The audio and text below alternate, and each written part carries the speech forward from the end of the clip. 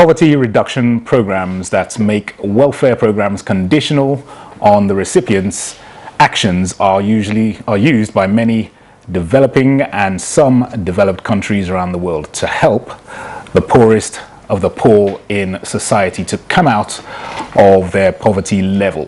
In Nigeria, many poor and vulnerable households are benefiting from the conditional cash transfer scheme of the federal government's Social Investments Program. This program gives 5,000 naira a month to some of the poorest Nigerians across the country. Now, how many poor Nigerians and how many states have so far benefited from the conditional cash transfer program since it started? What impact has the scheme had so far in the socio-economic development of the country? How has it impacted positively on the lives of the beneficiaries? We will be back to table these issues and more on Nigeria Today. I am Dennis Adigunloye. Welcome.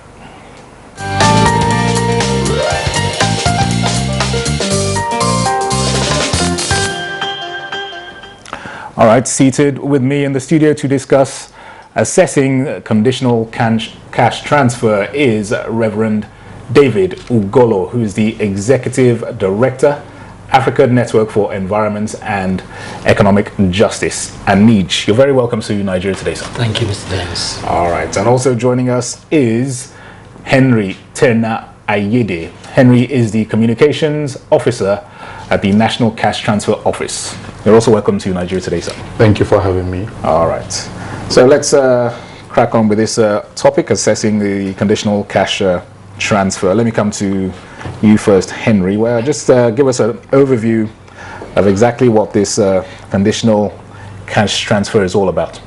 The conditional cash transfer program is a program put in place by this present administration, and the aim is to enhance, facilitate social and financial inclusion, reduce poverty, improve household consumption, and by extension encourage school attendance, enrollment and attendance, then attendance of maternity, healthcare and all that, by transferring 5,000 on a monthly basis to the beneficiaries of the program.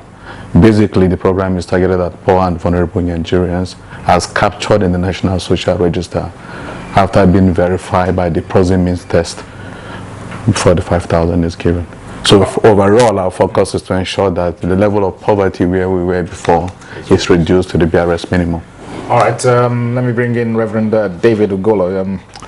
The beneficiaries, from what I'm understanding from what Henry said, is for the lowest of the poorest of the poor, yes, the bottom rung of the poorest in society. So who exactly are these, the poorest of the poor? How are they identified, and what criteria?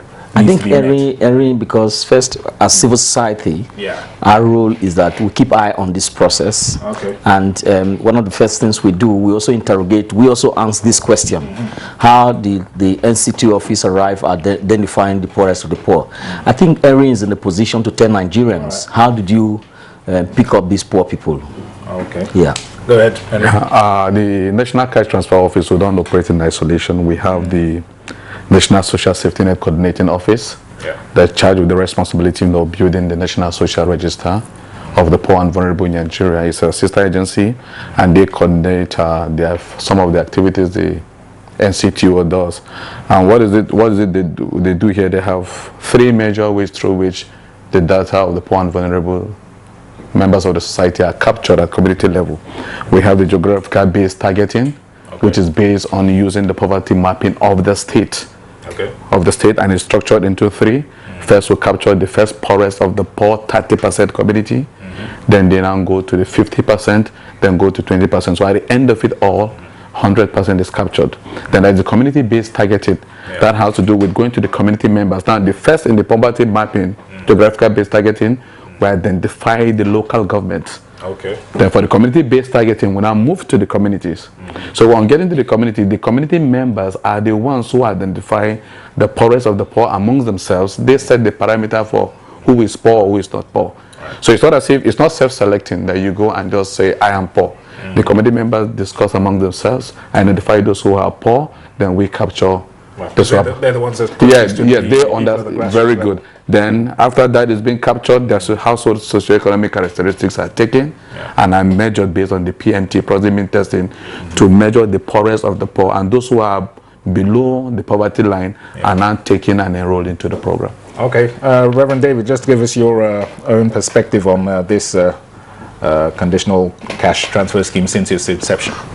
First, I'd like to say again, thank you for inviting us to this program. The National Investment Program is such a very important program. It's not only applicable in Nigeria, it's a global program that country use to at least address the issue of poverty.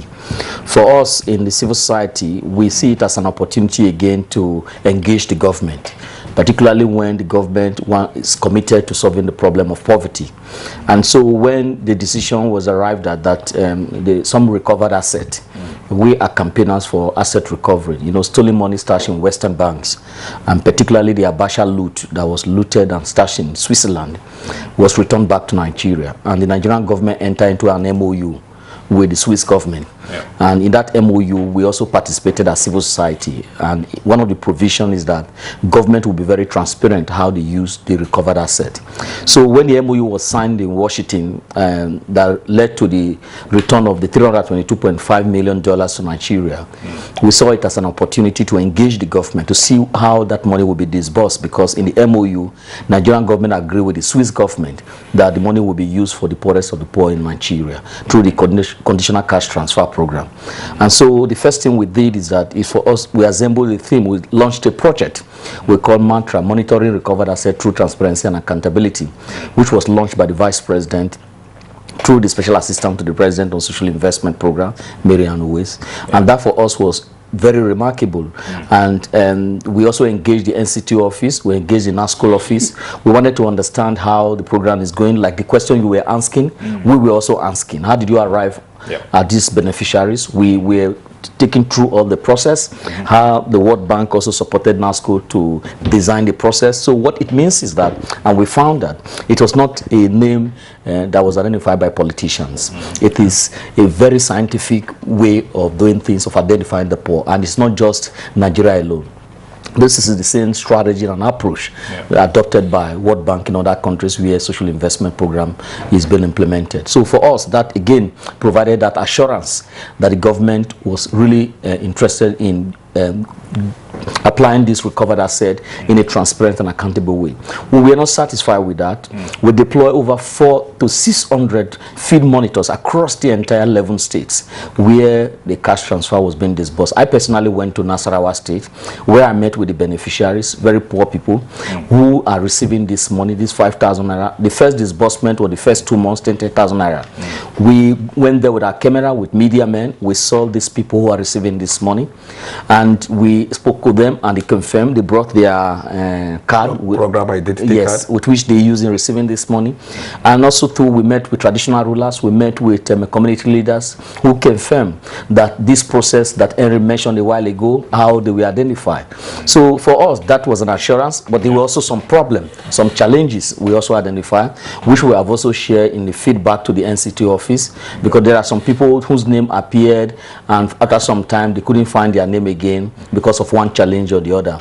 And there is an opportunity for interrogating that, because that's why they have this grievance mechanism. Grievance redress mechanism. Which if you found that there's problem, you can complain, and we're also monitoring that process. So for us, it's a huge opportunity, the first time in the world that government enter into an MOU with a foreign government, asset is returned back to the country, and the money is invested for the very poor of the country. Yeah, I understand apart from the Abacha loot and this World Bank loan, about $500 million, I understand. There's also Nigerian social investment. Funding too from the federal government. Social investment, what is it, budget? Yes. Yeah, budgetary allocation for the social investment program. Billion. Yeah. Okay. Yes. So over what length of time, Henry, will this? It's annually. It's an annual thing? Yes. Okay. All right. Let's talk about the mode of transferring. You know, you said you talked about some challenges that some beneficiaries might have. Henry, let me bring you in with regards to this issue. Transferring the money to the beneficiaries, are there any conditions attached to the beneficiaries? You know, it's called conditional cash transfer, obviously, by by self-explanatory, it is on condition of some things that the beneficiaries need to do. I'm smiling because I've heard questions like this many times. Conditional cash transfer, the condition there simply means for you to be able to access this, you must be poor and vulnerable. Okay. That's just the condition. That's the only condition. Yeah, so you can't get that money. Yes. How do you know? Yes, just for the poor and vulnerable. That's just it. And maybe you're talking about the process of payment and everything. We have a payment service providers who are selected through scientific means, and all the payment service providers are licensed payment service provider, licensed by the Central Bank of Nigeria. Okay. And they go through a procurement process before they are engaged to do the payment. At inception, we started with the banks, but it was not too effective, and it was difficult for community members to leave their communities or their local government to the city center. That was taking something from them. So in order to ensure that we do the best we could do for the money to reach them and for them to utilize the money very well, we brought the payment exercise to the local government level, where they assembled there every 2 months at the local government secretariat. There was still some challenges. So our aim is to ensure that we take services to their doorstep. As it is today, payment is being done at the ward level. Okay. So all you need to do is just to leave your house, go to the ward center, and receive your payment. And it's electronic, and it's well scientific and well organized. That is a good system in view of the fact that in rural areas it's very difficult at times in many rural areas to find banks where people could go to access the money. Now, in the course of the payment, they can operate offline. Okay. But by the time they come to the city, it now syncs. All right. Yeah. Okay. Reverend Ugolo, some might say this 5,000 is chicken change. What can families, the poorest of the poor families, do with 5,000 naira a month? Just give us your perspective on that. We just came out of it. We actually in a 3 days training of journalists on asset recovery. Yeah. One of the key questions that came very strongly in the process of discussing asset recovery, particularly in the context of the agreement signed between Nigeria and Switzerland government, was that a journalist asked, and this is a very popular question in the minds of Nigerians, that why should the federal government use the recovered asset and giving 5,000 naira to the poor people? What will 5,000 naira do to the poor people? First, I share their concern. In a situation where there is a low trust for government, and you can't blame citizens. Citizens become very cynical. And if you just read the just released Corruption Perception Index, you found that one of the major problems government face around the world is trust problem. And once you have that situation, anything government is doing, people are cynical about it. People don't trust government. And so on the basis of that, the issue of giving 5,000 naira to poor people also see it as forget about it. But in the real sense of it all, on behalf of my organization, I went and I met with these people. You can sit down in your comfort home in Abuja, sit down in your comfort home in Lagos, and begin to say that what will 5,000 naira do? But look, I have seen and I have met with these people. It's not joke. These are people who have no access to health facility. They have no access to good toilet. They are very poor. 5,000 naira means a lot to them in their life. It does. And for me, will it change their life automatically? No. But will it have an impact to take them to the next level to deal with some challenge? If they have malaria, if their children are sick and they don't have hope, yes, it will. And if they get that consistently, it will help them to move to the next level. And that for me is something that we should support. And the context why this money was allocated for cash transfer is almost beyond the realm of this government. Because first, when the decision was reached in the Swiss court, the Swiss judge ruled that the money should go directly to Nigeria under monitoring of the World Bank. And the World Bank insisted that they cannot monitor when there is no program that they can fit into. Unfortunately enough, Nigerian government already have an existing program with the World Bank under the Nigerian Social Investment Program. And so that fits squarely into it. And this money was allocated for cash transfer because there is already an existing infrastructure to monitor the utilization. And that is why the reason why the government decided to support that program. And then for us as civil society, we are not contesting that MOU. What we are doing is that this money is $322.5 million that returned to Nigeria, was a huge victory in our campaign internationally to return all stolen money to Nigeria. And Nigeria has been very lucky. If you point to countries like Tunisia, Egypt, Philippines, they've not been very successful like Nigeria.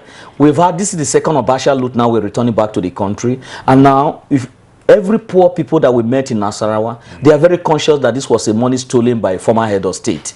And that consciousness that is raising is shifting the perception of Nigerians that, look, these political elites that are stealing our money, this money can be returned and it can benefit us. And that again is raising consciousness in Nigerians. And that's for us as anti-corruption campaigner, that's a better way for us to raise an awareness among Nigerians to see that if we support a campaign against corruption, we can raise a mass movement around it and begin to build movement that would demand accountability.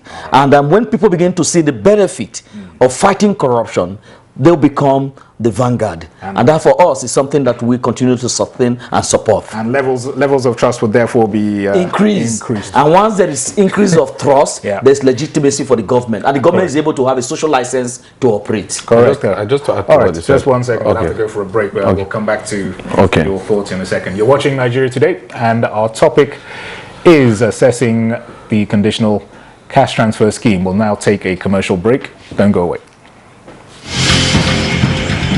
The Nigerian Television Authority News 24 channel, your dependable all-round news station, offering you world-class news programs, documentaries, spotlights, promos and information highlights. Take advantage of our network reach and advertise your interest, goods and services with us. NTA News 24, first among equals with digital broadcasting. You can reach us on channel 21 terrestrial TV and channel 101 on the Star Times platform. For more inquiries, please call Henry on 0803 379 0884. Join us today. Well, we're back on the program Nigeria Today if you're just tuning in, and we are talking about accessing the conditional cash transfer with Reverend David Ugolo and Henry Ayede. Henry, you were about to say something before we went to break, so let me... you know, it's just like Reverend Ugolo said, it's easy for people to stay in the city center and just make judgment about what is happening until you go to the rural areas and see what is happening. Presently, we have compilation of success stories and testimonials of what the program has done over time in the life of the people. Okay, let me just give an example. A community in Niger State, I love using this example. Not Niger State, the community in Kogi State. Okay. For over 40-something years, they were drinking from the River Niger. Until recently, the women who are beneficiaries of this program in a particular community, or again in one community, put their resources together to dig a well. Wow. When we got there to interview the people, we were doing a mini documentary, and a man in the community said that he's been here for over 50 years. This is the first time he's seen a well. Not because they could not dig it, but the resources to pay the person that would dig the well. But the women put their resources together and did that. We have many stories in different parts of the country currently. So it's easy for people to just say, okay, what can 5,000 do? What can 5,000 do? I know what 5,000 would do to me. Even though I'm not poor, I know. 5,000, I know what it can do. I also want to just add that it's also part of the cynicism. Yes. Yes. You know, we should put it in context.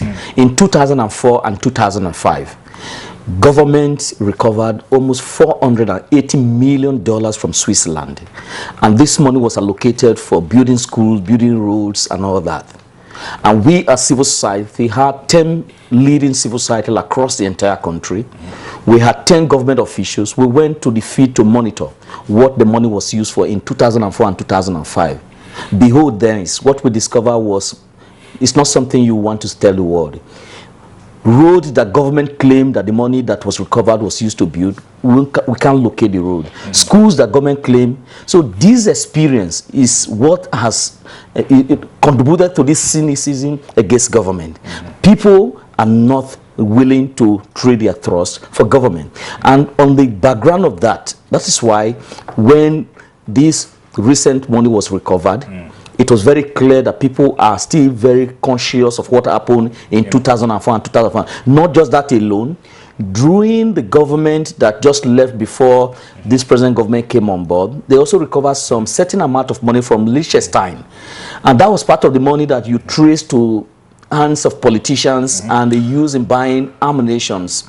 And so with that context, people are not really happy with government. And so this created distrust and cynicism. And that's why people are asking questions. Again, you want to share this money just to lie, but well, what the present administration is doing is going some way to we are monitoring. We're here to to finalize the monitoring, and we do hope. But the way they have started is something that is remarkable. All right, let's move on now. When this scheme began in 2015, it was up at 14 with 14 states. No, we started with 9 states. 9 states. Yeah. Okay, so where are we at now? 3 years or almost 4 years down the line? Presently, we are in 27 states. Okay. Paying in 22 states, and any moment from now, the 5 states that are not, payment is not being done in those states, any moment from now we'll start making payment in those states. I understand there has to be memorandum of understanding with the state governments. At the beginning of the program, at the commencement of the program in 2016, all the states in Nigeria signed a memorandum of understanding. Okay. They had a role to play. What were we expecting from them? 1, give us an office in the state. Provide personnel with the required skills or knowledge to man those offices, then make provision for logistics to run the offices. That's all. Okay, and so far we got 22 states who have complied with those conditions. Fully. No, presently we have 27 states, but we are paying in 22. Okay. Right. Then any moment from now we'll start payment in the 5 left. Okay, why is there a delay in payment to these? That's a process. Okay. Yeah, that's a process. Okay, the 2 states I was talking about just finished their enrollment. Okay. So the other state, we are still working there to start the enrollment and moment from now. As soon as the enrollment is done, we'll start payment. And you know, it's not just like Reverend Golo said. We have collected this money. We are not just taking it to the community, just dash people. You should be able to give this money in such a way that when it's time to account for the money you have expended, you should be able to account. I think that's what part of the things we're also doing. Yes. To keep an eye. For example, what we did in the first tranche that was transferred to the people, we went to the NCTO office. We sat down with the NCTO people. We wanted to know. We even asked what was the exchange rate, because the money came in dollar. Into central bank account, and the first tranche that was transferred, we wanted to know what was the exchange rates that were used, and those information was provided to us. And we agreed in principle that we were going to track that first tranche, and now they have also disbursed the second phase. Now that's this October, November, December. We are going back now for field monitoring again. Like some of these issues that he has raised now, we're also going to keep eye on it. And it's not just smooth completely. There are issues, and those issues in disbursing money, you're bound to face some challenge. And those challenges, when we identify them, we bring them back to NCTO and say, look, in this particular community, this Mr. A, Mr. B has complained. Let's use the redress mechanism to resolve it so that things can flow completely.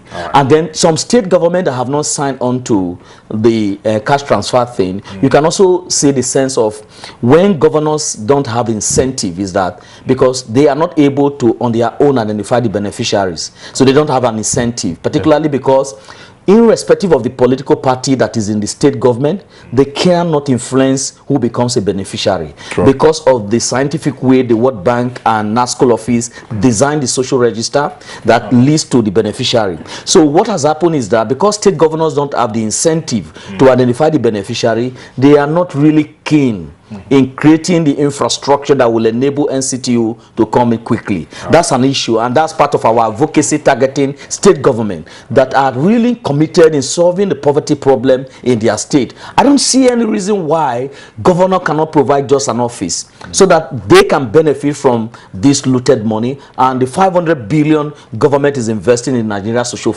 investment something. All right, just quickly, Henry, the policy on social investment, how will the conditional cash transfer be sustained with this policy? Just very briefly, please. Okay. Before the national policy on the national social investment was launched just about last week. The arrangement is for the beneficiaries to be on the program for 3 years. Okay. 3 years. At the end of 3 years, they exist the program. And when they exist in the program, they don't just exist. We give them a one-off loan, not one-off grant. Okay. okay, to enable them establish a sustainable means of livelihood. Okay, but you know, the general belief again is that a lot of people feel that just cash we give. It's beyond cash. We give cash and we do capacity building. Okay. Yeah, capacity building. Yes, on skills. savings and group mobilization, Yeah. life skills, and micro business development skills at grassroots level.